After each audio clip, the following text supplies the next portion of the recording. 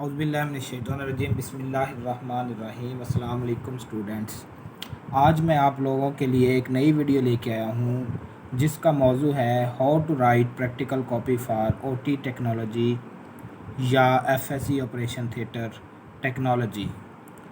तो आज की वीडियो के अंदर जो हम डिस्कस करने जा रहे हैं वो पिछले टॉपिक की तरह ही एक टॉपिक है कि जिसके अंदर मैं आप लोगों को कंप्लीट गाइड करूंगा कि आप लोगों ने प्रैक्टिकल कॉपी अगर ऑपरेशन थिएटर टेक्निक की बनानी है तो वो किस तरीके से बनानी है और उसके अंदर कौन कौन से टॉपिक्स आपने लिखने हैं और वो टॉपिक्स आपने कहाँ से लेने हैं।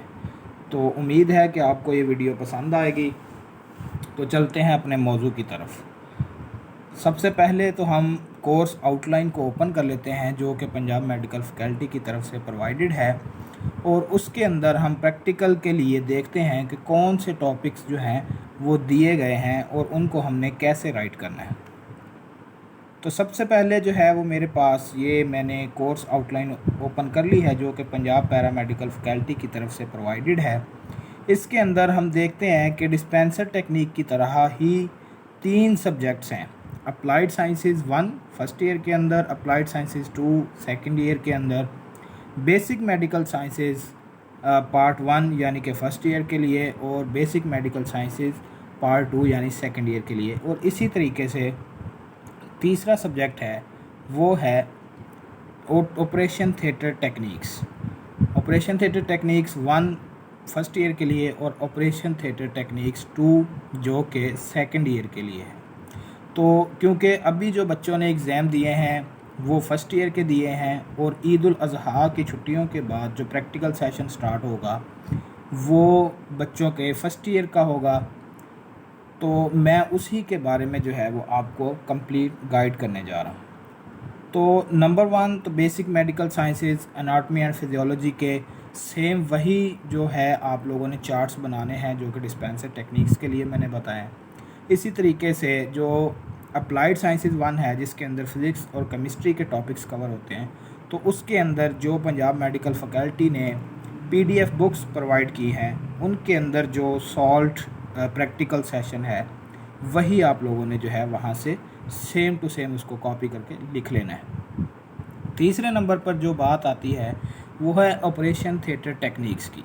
तो ऑपरेशन थिएटर टेक्निक्स के लिए जो सबसे पहले हमने देखना है कि इसके कोर्स के अंदर कौन कौन सी चीज़ें जो हैं वो शामिल हैं, तो उसी के लिहाज से जो है वो हमने उसका प्रैक्टिकल के बारे में उसकी डिटेल जो है वो लिखनी है। तो चलते हैं अब हम ऑपरेशन थिएटर टेक्निक्स का वो वाला हिस्सा जो कि सिलेबस के अंदर शामिल है। तो नंबर 1 जो है वो हम यहाँ पे माइक्रोबायोलॉजी, तो माइक्रोबायोलॉजी के अंदर जो हम प्रैक्टिकल के बारे में डिटेल लिखेंगे तो उसके अंदर जस्ट हम माइक्रो ऑर्गेनिज़म के बारे में लिखेंगे और उनमें से बैक्टीरियल सेल और वायरल सेल जो है उनकी डायग्राम बनाएंगे, उसमें से फंगस सेल जो है उसकी डायग्राम बनाएंगे। और उसके बाद जो है वो तीसरे नंबर पर जब हम स्टरलाइजेशन का प्रोसेस कंप्लीट उसके अंदर लिखेंगे और जो है वो स्टरलाइजेशन के डिफरेंट मेथड जो हैं वो सारे के सारे हम प्रैक्टिकल कॉपी के अंदर लिखेंगे।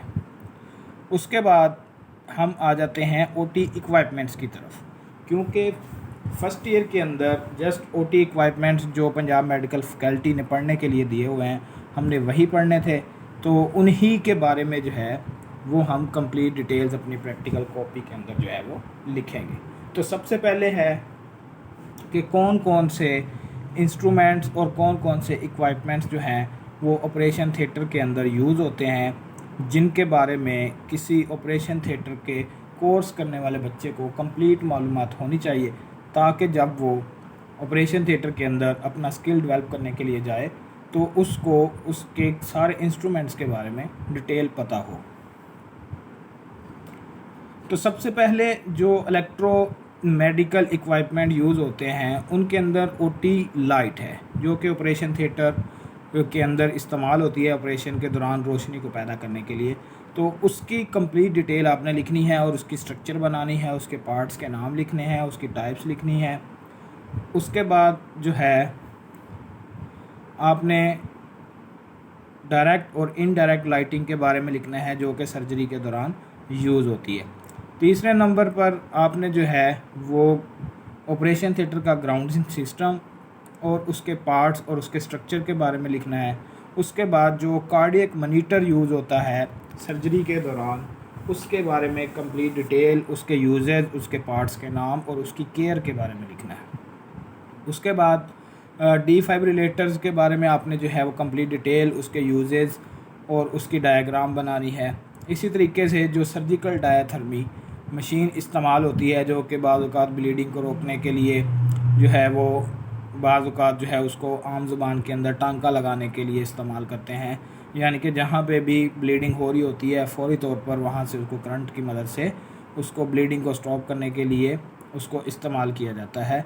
उसके बारे में आपने जो है वो उसका स्ट्रक्चर, उसका ब्लॉक सिस्टम, उसकी टाइप्स के बारे में जो है वो लिखना है। उसके बाद जो है जितने भी इक्वाइपमेंट्स आपने ऑपरेशन थिएटर के अंदर लिखने हैं उनकी मेंटेनेंस के बारे में जो है वो आपने प्रैक्टिकल कॉपी के अंदर लिखना है।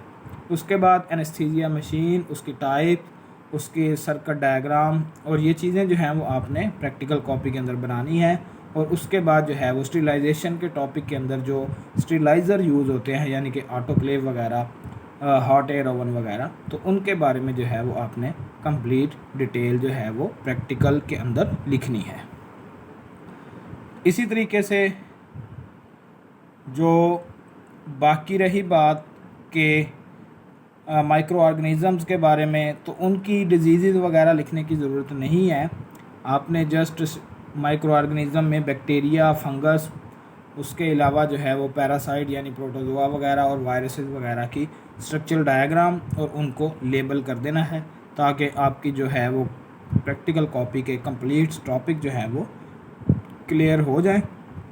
और जब आपसे वाइवा वगैरह लिया जाए तो वो सिलेबस के अकॉर्डिंग ही वाइवा लिया जाएगा, तो उसके अंदर जो है वो आपको कॉपी के अंदर से देखकर आपको आसानी हो जाए और जो आपने लिखा हो वो आपको जो है वो अच्छे तरीके से याद होना चाहिए, ताकि अगर वो आपकी कॉपी खोल के आपसे क्वेश्चन करते हैं तो वहाँ पे आप जो है वो आसानी के साथ उसको जवाब दे सको। तो उम्मीद है कि ये वीडियो आपको पसंद आई होगी। मिलते हैं हम अपनी नेक्स्ट वीडियो के अंदर, और बाकी जो सेशंस हैं, बाकी क्लासेस हैं, उनकी प्रैक्टिकल कॉपी के बारे में जो है वो हम नेक्स्ट वीडियोज़ के अंदर जो है वो डिस्कस करेंगे।